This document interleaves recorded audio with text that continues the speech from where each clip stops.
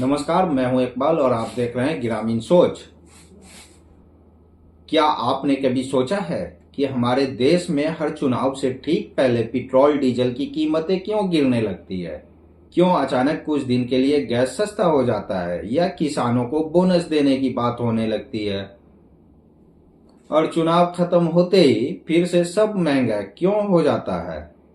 क्या आपने कभी गौर किया है कि न्यूज चैनल पर आजकल बेरोजगारी, महंगाई, शिक्षा, स्वास्थ्य जैसे मुद्दे क्यों नहीं आते? क्यों हर डिबेट में मंदिर, मस्जिद, धर्म और नफरत ही चर्चा का विषय बन गया है?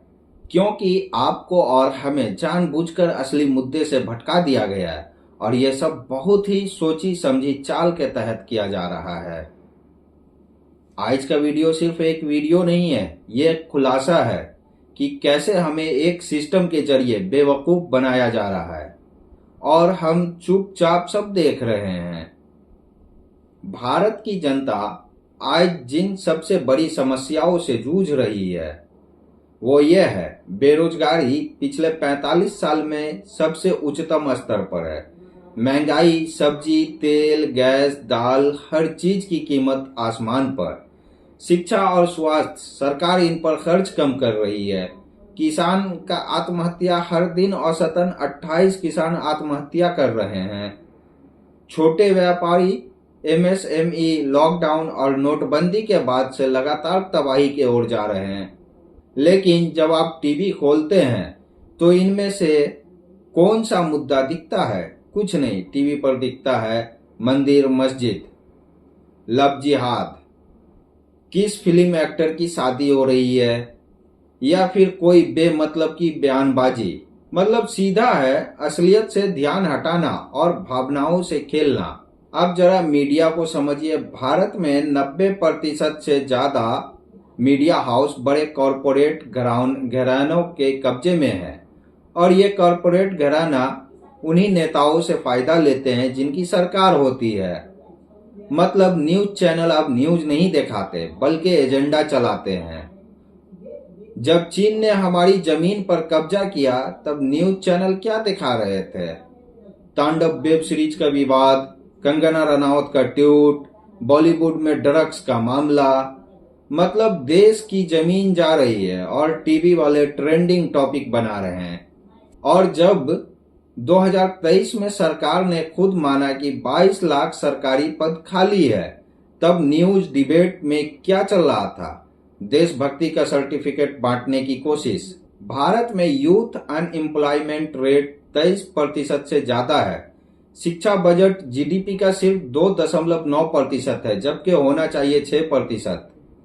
स्वास्थ्य और सरकार सिर्फ 1.8% खर्च कर रही है, बांग्लादेश से भी कम। ऑक्सफैम की रिपोर्ट कहती है कि भारत के 1% अमीर के पास 40% से ज्यादा संपत्ति है। तो सवाल यह है, ये जो विकास की बात हो रही है वो विकास किसका हो रहा है? आपका नहीं, मेरा नहीं, सिर्फ ऊपर के 1% का।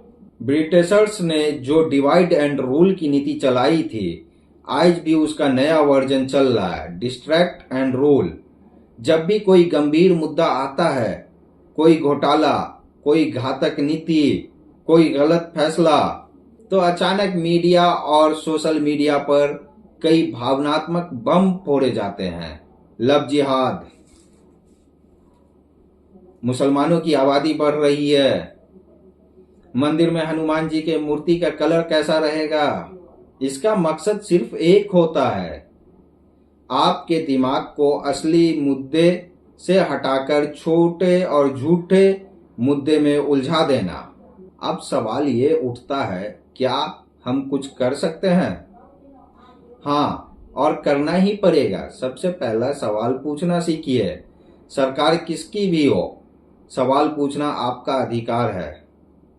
दूसरी, जानकारी लीजिए, सही खबर पढ़िए, डेटा चेक करिए, आंख बंद कर किसी की बात मत मानिए। और तीसरा, वोट करते समय धर्म या भावनाओं से नहीं, काम और नीतियों के आधार पर वोट दीजिए। आपका वोट सिर्फ एक बटन नहीं है, आपके बच्चों का भविष्य तय करता है। अगर आपको लगता है कि ये बात सही है। अगर आपको लगता है कि हमें अब जागने की जरूरत है तो इस वीडियो को शेयर करिए, क्योंकि सच बोलने वाला एक होता है लेकिन सच को फैलाने वाले लाखों बन सकते हैं। मैं हूं इकबाल और आप देख रहे हैं ग्रामीण सोच। मिलते हैं अगले वीडियो में। तब तक सवाल पूछते रहिए, आंख बंद मत करिए। वीडियो पसंद आया हो तो लाइक करें, कमेंट में लिखिए आपके इलाके में सबसे बड़ा मुद्दा क्या है। सब्सक्राइब जरूर करिए, क्योंकि यहाँ खबर नहीं हकीकत मिलती है।